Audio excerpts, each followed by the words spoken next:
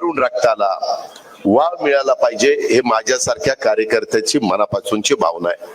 मी देखील अतिशय तरुण वयामध्ये मला पक्षामुळं खासदारकी, आमदारकी, राज्यमंत्रीपद, मंत्रीपद, उपमुख्यमंत्रीपद, मी तर म्हणजे अतिशयोक्ती करत नाही, पण मला तुम्ही सगळ्या जनतेनी, महाराष्ट्रानी आणि आमदारांनी 6 वेळेला उपमुख्यमंत्री केलं. मला नाही वाटत परत कधी कोण मायेचा लाल या राज्याचा 6 वेळेला उपमुख्यमंत्री.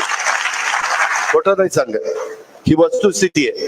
पण नुसतं 6 वेळेला उपमुख्यमंत्री असून उपयोग काय, त्याचं रिझल्ट पण मला देता आले पाहिजे.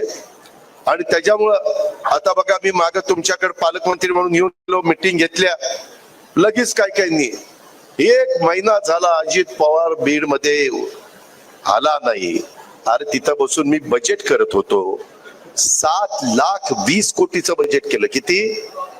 एकाने येऊन मी तर 7,20,00,000 आकडा काढून दाखवा.